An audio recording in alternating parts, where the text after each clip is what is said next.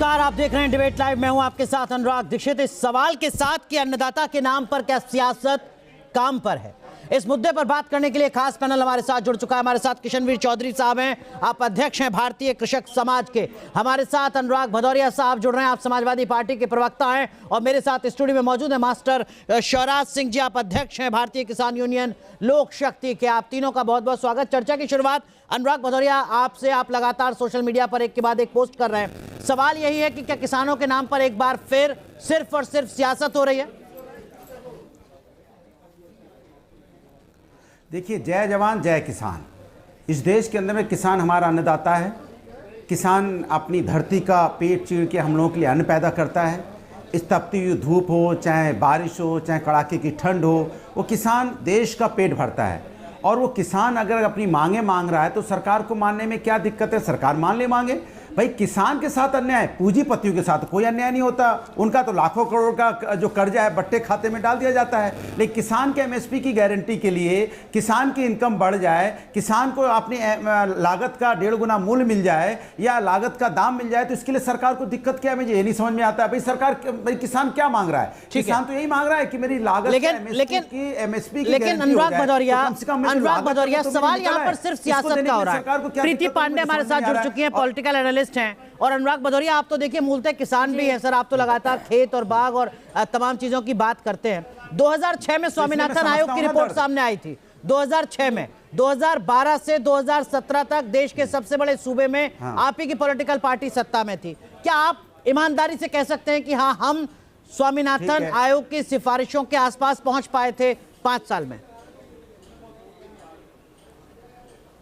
देखिए, 2014 में भारतीय जनता पार्टी की सरकार आई। भारतीय जनता पार्टी की सरकार ने ही सबसे ज्यादा बोला है कि हम आएंगे, किसानों का कर्जा माफ करेंगे, किसानों को इनकम दुगनी कर देंगे, किसान खुशहाल हो जाएगा। अगर किसान के साथ सबसे ज्यादा बड़ी समस्या हुई है तो इसी सरकार में हुई है। काला कानून किसने किसानों के लिए पास किया था? ये भारतीय जनता पार्टी की सरकार ने। नहीं, 1 साल तक किसान मैं पूछूंगा, किसान नेता है हमारे साथ। मैं तो सिर्फ ये बात कर रहा हूं कि क्या किसानों के नाम पर सिर्फ और सिर्फ राजनीति नहीं होती है? 2012 से 2017 में अखिलेश सरकार ने उत्तर प्रदेश के किसानों को क्या बहुत बेहतर योजनाएं दे दी थी क्या? सुन तो लीजिए, मेरी बात होने दीजिए, पहले मेरी बात होने दीजिए। अरे सुनिए, मैं बता रहा हूं, योजना भी बताऊंगा। मैं पहले अपनी बात कह लूं। और एक तरफ आप आदरणीय चौधरी चरण सिंह जी को भारत रत्न दे रहे हैं, अच्छी बात है, स्वागत योग्य कदम है। लेकिन किसानों पे आप आंसू गए छोड़ रहे हो, किसानों को आप तकलीफ में दे रहे हो। तो क्या चौधरी चरण सिंह जी इससे खुश होंगे? उनकी आत्मा खुश होगी कि वो जिसके लिए लड़ते थे, जिनके लिए मरते थे, जिनके लिए जाने पहचाने जाते थे, जिनके लिए उन्होंने अपनी जिंदगी खपा दी किसानों के लिए, आज किसानों रोड पे हैं। अनुराग भदौरिया, आपने अभी मेरे सवाल का जवाब नहीं दिया। मैं मानकर चलता हूं कि शायद आपके पास भी जवाब नहीं है। आप भी सिर्फ और सिर्फ सियासत ही कर रहे हैं देश के अन्नदाता के नाम पर। किशनवीर चौधरी जी, मुझे एक चीज बताइए, अब तक एक के बाद एक, देखिए, हाँ बताइए अनुराग भदौरिया, बताइए, आप कुछ कह रहे हैं। देखिए, सवाल यह है कि जब सवाल सरकार से होता है तब आप समाजवादी पार्टी सरकार में आ जाते हैं। अरे 2014 से संविधान में एग्रीकल्चर स्टेट सब्जेक्ट है, राज्य सरकारों की मूलतः जिम्मेदारी है। मैं इसलिए आपसे सवाल कर रहा हूं कि आप देश के सबसे बड़े सूबे में 5 साल सत्ता में रहे। और आपकी जानकारी के लिए मैं बता दूं, चूंकि आपने ये सवाल खड़ा किया, अखिलेश सरकार ने किसानों की कर्ज माफी का ऐलान किया था। किसानों की कर्ज माफी की भी थी अखिलेश सरकार ने, लेकिन उसके बाद जब कैग की रिपोर्ट आई तो कैग की रिपोर्ट में बताया गया कि 16,000 से ज्यादा अपात्र लाभार्थियों का कर्ज माफ किया गया। 138 करोड़ रुपए का अतिरिक्त बोझ पड़ा किसानों के नाम पर। सुनिए, अरे भाई सुनिए, किसानों के लिए हमने क्या क्या, सुन लीजिए, हमने किसानों का कर्जा माफ किया था, हमने किसानों की सिंचाई मुफ्त की थी, हमने 16,000 लोग ऐसे थे यहाँ पे बीमा योजना चलाई थी, फायदा ही नहीं मिलना था, उनका भी कागजों पर कर्जा माफ किया आपकी सरकार ने। वो कार्यकर्ता थे, वाकई में किसान थे। ये सवाल कैग ने खड़ा किया, मैं सवाल नहीं खड़ा कर रहा हूं। और देखिए, मेरे साथ यहाँ पर मास्टर जी हैं भारतीय किसान यूनियन के, वो कह रहे हैं आपकी सरकार में भी ओलावृष्टि का 2 रुपए का ही चेक पहुंचता था सरकार से। जिस तरह से किसान के गन्ना का मूल्य मिले, किसान को गन्ना का मूल्य मिले, किसानों का भुगतान करवाया गया, किसान की सिंचाई मुफ्त की गई, किसान को ठीक है सर, ये तो भारतीय जनता पार्टी के प्रवक्ता होते तो वो भी 10 बातें गिना देते। बात सिर्फ ये है कि क्या वाकई किसानों को लेकर कोई पॉलिटिकल पार्टी ईमानदार है? किशनवीर चौधरी जी, एक चीज मैं आपसे जानना चाहूंगा सर, 20 महीने से ज्यादा वक्त हो चुके हैं, 36 बैठकें हो चुकी है मिनिमम सपोर्ट प्राइस पर। मिनिमम सपोर्ट प्राइस पर कानून बनना चाहिए, 36 बैठकों के बाद भी सहमति नहीं बन पा रही है, किसी नतीजे तक वो कमेटी नहीं पहुंच पा रही है। रॉकेट साइंस है क्या इस कृषि प्रधान देश में?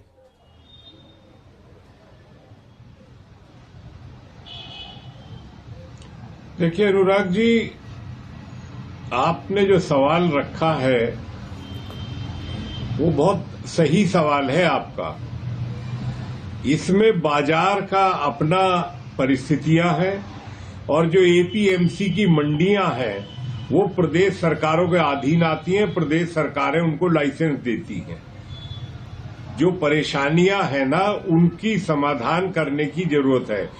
और बाजार से किसानों को क्यों दूर रखा जाए, ये अभी अनुराग भाई कह रहे थे कि काले कानून लाए।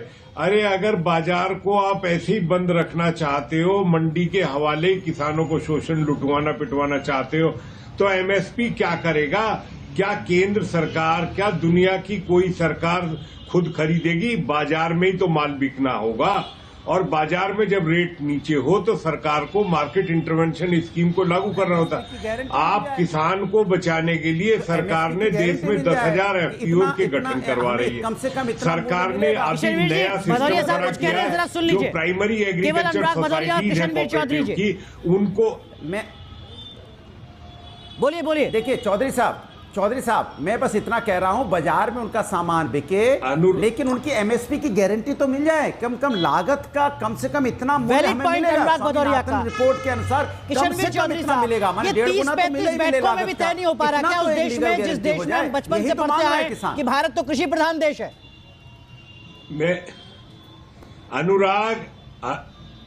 अनुराग भैया, ये तो 23 फसल पे एमएसपी हो रही है। हमने तो आलू, प्याज और टमाटर 3 और फसलों को भी बात करके रखा हुआ है उसमें। और सवाल ये है कि आपने इंटरनेशनल समझौते जो मनमोहन सिंह कर गए थे उसको भी आपको देखना है। आपको अमेरिका, कनाडा, ब्राजील, यूरोप से लेके चाइना तक के सारे बाजारों में किस तरीके से उन्होंने अपनी स्थिति को कंट्रोल किया, वो स्टडीज भी कर ली गई है। मास्टर शिवराज सिंह जी, ठीक है, माफ कीजिए, आप दोनों को रोक रहा हूं। मास्टर शिवराज सिंह जी, कुछ आंकड़े में लेकर आया। साल 2001 से 2011 तक जो जनसंख्या के आंकड़े हैं जनगणना के, उसके मुताबिक हर दिन 2356 लोगों ने इस देश में खेती छोड़ी। ये 10 साल के सरकारी आंकड़े हैं। कुछ और आंकड़े हैं जिसके मुताबिक हर 2 मिनट में एक सुसाइड होता है हमारे देश में। यह भी सरकारी आंकड़ा है। कोई भी पॉलिटिकल पार्टी सत्ता में हो, बीजेपी, कांग्रेस, सपा और भी पॉलिटिकल पार्टी, क्या वाकई इस देश में अन्नदाता को लेकर कोई ईमानदार रहा है? देखो जी, पहले तो आपका धन्यवाद। मैं आपको ये बताता हूं, जो आज विपक्ष में है, इंडिया गठबंधन में है, चाहे कांग्रेस की सरकार रही हो, सपा की सरकार रही हो, या बसपा की रही हो, केंद्र में रही हो, प्रदेश में रही हो, अगर ये किसानों के हित में काम करते तो आज पूरा देश भाजपा में नहीं होता। देश के अन्नदाता ने आज, चाहे स्टेट हो, देश के सभी स्टेट, और चाहे केंद्र सरकार हो, विधानसभा हो, लोकसभा हो, राज्यसभा हो, विधान परिषद हो, सब में वोट दे दे करके इनकी झोली भर दी है भाजपा की। इस पर कि ना जाने, चूंकि 60 साल अन्यों का राज रहा, इस उम्मीद से कि ना जाने भाजपा सरकार किसानों के हित में करेगी। कृष्णवीर जी भी एक किसान परिवार से आते हैं और ये भी मेरे साथ एमएसपी गारंटी कानून की कई बार वकालत करते रहे हैं कि देश में, देखो मैं आपसे एक बात कहता हूं, आपकी तनख्वाह बढ़ जाती है और तनख्वाह तो बढ़ा दी, लेकिन तनख्वाह मिलने की गारंटी नहीं है। कोई आदमी भूखा है, उसके सामने थाली रख दी जाए, लेकिन उसको थाली में भोजन को खाने ना दिया जाए, तो जो केंद्र सरकार न्यूनतम कैसे, नीचे से नीचे का कम से कम समर्थन मूल्य घोषित करती है। एक सपोर्ट प्राइस होता है, ये लाभकारी मूल्य नहीं होता। ठीक है, उसकी भी गारंटी अगर देश नहीं देता है, किसान तो घाटे की आप ये कह रहे हैं मास्टर जी कि भले ही स्वामीनाथन आयोग में जो कहा गया था कि C2+50 वो लागू ना हो, कम से कम न्यूनतम समर्थन मूल्य तय हो जाए। अरे मैं तो ये कह रहा हूं, जो सरकार न्यूनतम समर्थन मूल्य घोषित करती है उसमें 1 रुपया और घटा दे, लेकिन उसकी गारंटी तो दे दे। भाई न्यूनतम समर्थन मूल्य तो दे दिया, लेकिन हमें मिला नहीं। हमारे किस काम का है?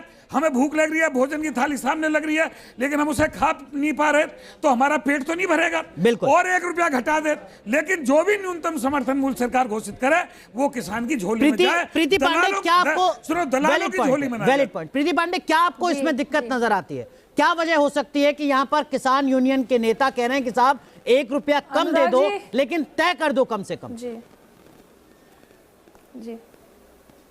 देखिए अनुराग जी, ये देश किसानों का है, अन्नदाताओं का है। हम 2 टाइम का जो भोजन खाते हैं वो इन्हीं की देन है, ये बिल्कुल सच है।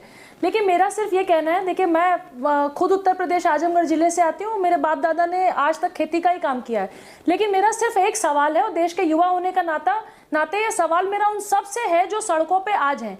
अगर आपकी बात न मानी जाए तो सड़कों पे खड़े होके विद्रोह करने का, सरकारी आप जो वहां पे तंत्र मंत्र लगे हुए हैं उनसे भिड़ने का, लड़ने का, आप बैरिकेडिंग तोड़ते हैं, आप जिस तरीके से वहां पे गुंडागर्दी करते हैं, तो एक सवाल सबसे ज्यादा उठता है। और सबसे बड़ी बात, जो लोग भारत के खिलाफ हमेशा लिखते रहे हैं, बोलते रहे हैं, इस फार्मर प्रोटेस्ट अरे को भाई मैं ये कह रहा हूँ, प्रीति जी, मैं ये कह रहा हूँ, प्रीति जी एक मिनट सुन लो, किसान खेत सुन लो, मैं इसी पे जो आपने कहा इसी पे कह रहा हूँ, किसान खेत में शोभा देता है, किसान शांति से सुनते हैं, हमारी अनुराग जी ये डिबेट नहीं हो सकती।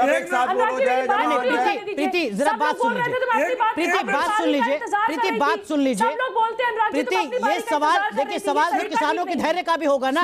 20 महीने हो चुके हैं, लगभग 2 साल से किसान इंतजार कर रहा है कि साहब जो कमेटी बनी थी उस कमेटी में फैसला आएगा। मेरी एक बात बताइए, मैं ये कह रहा हूँ, अगर किसानों की एक बार सुन लीजिए प्रीति, एक बार जरा सुन लीजिए मास्टर जी को। बोलिए बोलिए मास्टर जी बोलिए। मैं ये कह रहा हूँ, किसान खेत में शोभा देता है, किसान सड़क पर शोभा नहीं देता है। जो 13 महीने हमने आंदोलन किया उसमें किसान की कौन सी शर्त मान ली गई?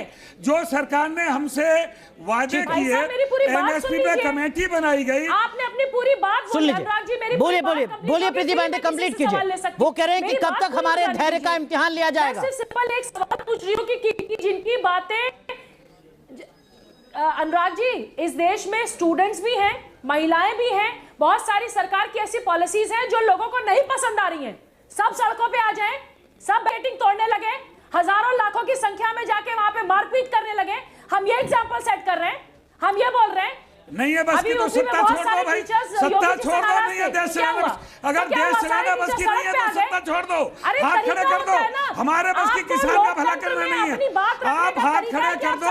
हमारे बस की देश चलाना नहीं है, सरकार की कुर्सी से तोबा तोबा कर लो। क्यों राजनीति में आ रहे हो, क्यों सत्ता में आ रहे हो? अगर हमसे वोट लिए तो अपने अधिकार की बात करेंगे हम। अगर हमने कीमती वोट आपको दिया है तो अपने अधिकार की वोट करेंगे। ठीक है, माफ कीजिए, आप दोनों को रोक रहा हूँ। किशनवीर चौधरी जी, अभी अनुराग जी आऊंगा आपके पास। किशनवीर चौधरी साहब, अभी भारत सरकार की तरफ से कुछ आंकड़े जारी किए गए थे जिसमें कहा गया, प्रीति प्लीज ऐसे नहीं। किशनवीर चौधरी, अभी भारत सरकार की तरफ से आंकड़े आए जिसमें कहा गया कि देखिए 75,000 किसानों की आय दुगनी हो चुकी है। बुकलेट में बाकायदा उनके नाम जारी किए गए। 11 करोड़ ग्रामीण परिवारों को पहली बार पाइप से पानी दिया जा रहा है। 11 करोड़ किसानों के खाते में डायरेक्ट पैसा जा रहा है। 25 करोड़ लोगों को हमने बीपीएल से बाहर कर दिया है। आयुष्मान कार्ड में 6 करोड़ से ज्यादा लोगों का मुफ्त इलाज हो चुका है और जो मुफ्त राशन मिल रहा है लोगों को वो अलग। क्या आपको लगता है कि जब सरकार ये कहती है कि साहब हमने इतना बदल दिया है ग्रामीण भारत को, तो मिनिमम सपोर्ट प्राइस जिसकी बात 1947 से हो रही है उस पर भी बहुत जल्द फैसला हो जाना चाहिए?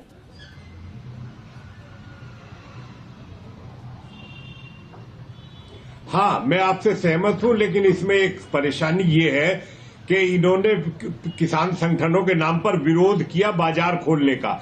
मैं स्वराज जी से एक बात पूछ रहा हूं, भैया अगर बाजार नहीं खुलेगा तो एमएसपी का क्या होगा? एमएसपी के साथ बाजार खुलना चाहिए, पूरे देश का बाजार खुले और वो एमएसपी से कम पर खरीदी ना हो, ऐसी व्यवस्थाएं कानून में की जानी चाहिए और प्रदेश सरकारों को लागू करना पड़ेगा। मेरा ये सुझाव रहा है। क्या स्वराज जी से पूछ रहा हूँ, क्या इसमें कोई आपत्ति है? जल्दी बोलिए, संक्षेप। अनुराग भदौरिया जी के पास निजीकरण हुआ, स्वास्थ्य का निजीकरण हुआ तो हमने ये कहा था सरकारी स्कूल और सरकारी अस्पताल धराशायी हो जाएंगे।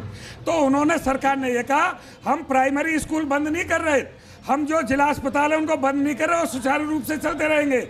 आज शिक्षा और स्वास्थ्य का कितना बड़ा व्यवसायीकरण हो गया है, गरीब आदमी की पहुंच से शिक्षा स्वास्थ्य दूर हो गई है। सरकारी स्कूलों में शिक्षा 0 हो गई है, सरकारी जिला अस्पतालों में कहीं इलाज नहीं, मशीनों को जंग खा गए हैं।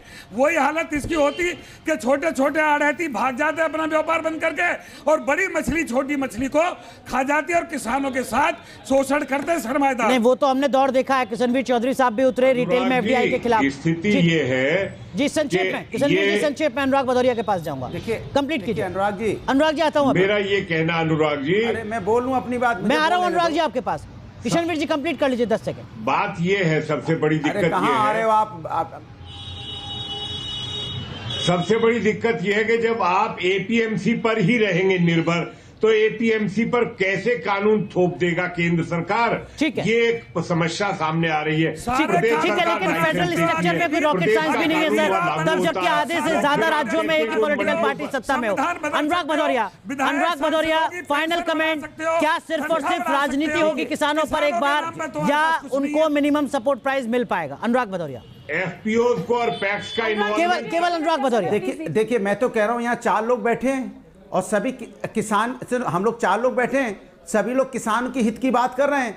तो जब सभी किसान के हित की बात कर रहे हैं तो जोर से बोलो जय जवान जय किसान। और जो नहीं बोलेगा समझो किसान के साथ नहीं है, बोलिए जय जवान जय किसान। ये कोई राजनीतिक नारा नहीं है, मुझे लगता है चारों लोगों को बोलना चाहिए जय जवान जय किसान। जय जवान जय किसान। तीनों ने बोल दिया। माफ कीजिए अनुराग भदौरिया, आपको रोक रहा हूं। प्रीति पांडे कुछ जय कहना चाह जवान रही हैं। जय किसान। प्रीति पांडे, बहुत संक्षेप में।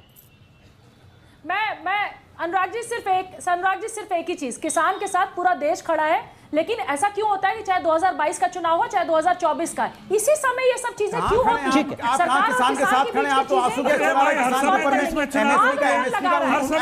एमएसपी की गारंटी नहीं दे रहे हैं। आप कह रहे हैं पूरा देश खड़ा है, भारतीय जनता पार्टी नहीं खड़ी है, बाद बाकी सब लोग खड़े हुए हैं।